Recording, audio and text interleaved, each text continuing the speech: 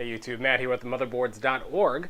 Today we're going to be taking a look at the ThinkPad Twist, which is one of the many form factors Lenovo is making to compete in the convertible notebook tablet market. Now there are many ways you can build a convertible, and this one lives up to its name. It's an Ultrabook with a twist. So now one of the things that you may not know is that this kind of convertible is old hat for Lenovo.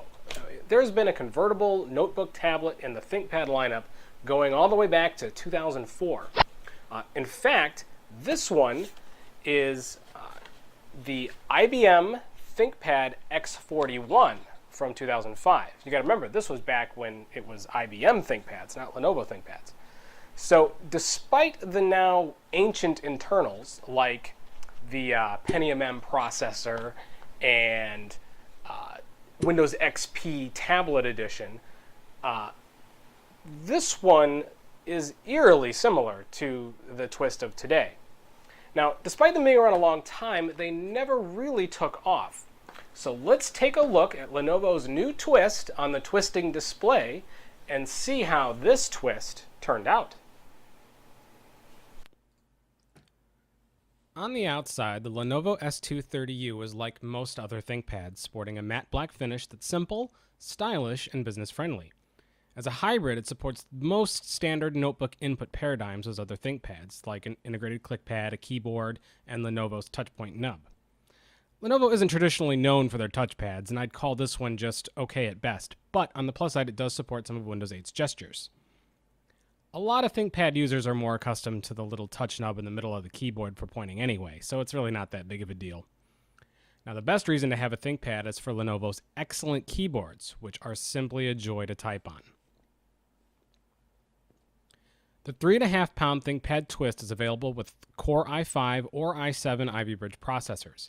The i5 sent to me always felt peppy when doing work-related tasks, although bogged down a bit with heavier apps like Premiere Pro. ThinkPads are generally built for business, so don't expect to see a lot of graphics horsepower here. The Twist is fairly I/O friendly. On one side is the SIM slot for wireless WAN equipped machines, as well as a flash memory reader, Ethernet, mini HDMI, USB 3, and a headphone headset jack. On the other side is a heat vent, another USB 3 port, mini display port, and power. Because it converts to a tablet, they've also put the power button and rotation lock on the side instead of above the keyboard. The center pivoting hinge lets you go from laptop to tablet mode by twisting the screen around and laying it flat against the keyboard. Now, the screen can pivot back and forth, but be careful because the hinge only twists in one direction. Most manufacturer notebooks ship with some amount of bloatware. Although Lenovo keeps it lighter than most, the modern UI is loaded up with a few apps by default like Kindle, Evernote, and Skype. Ones you're likely to install anyway. There's also a few that you'll probably get rid of or unpin from the start screen. The desktop is left pretty much alone, shy of a few Lenovo-specific utilities, and trial versions of Norton and Absolute Data Protect. They do include a traditional start menu-like app launcher, although it's of little utility considering it froze up on me more often than not. And even when it is working, not being tied to the Windows key makes it less useful.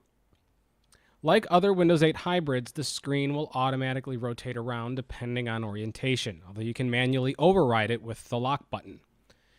It's definitely wide for a tablet when held landscape, but comfortable on a lap, and it's quite nice when held in portrait mode, although the low-res screen hurts image quality when doing web browsing.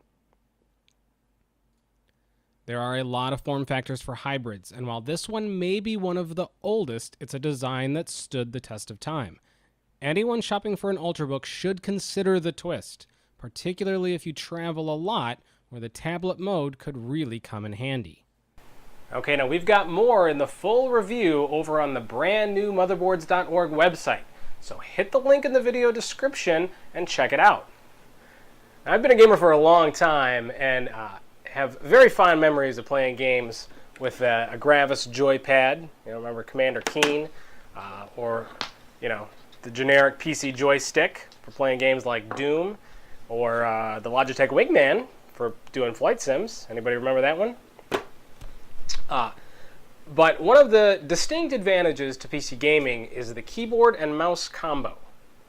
which offers quick text entry, tons of buttons for things like macros and less menu hopping, and you can do like really rapid movements with a mouse.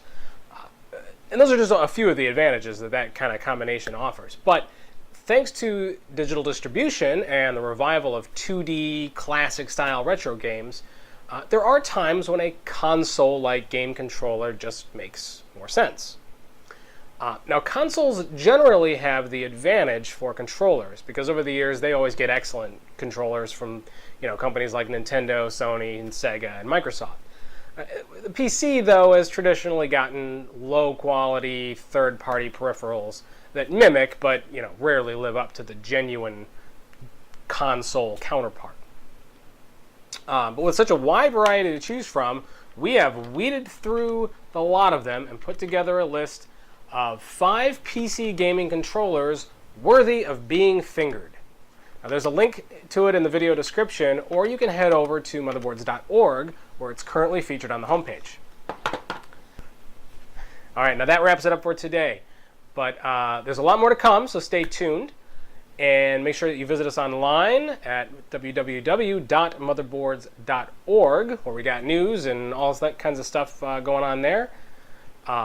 Also, make sure you follow us on Twitter at motherboards.org, and be sure to subscribe to us here on the motherboards.org YouTube channel.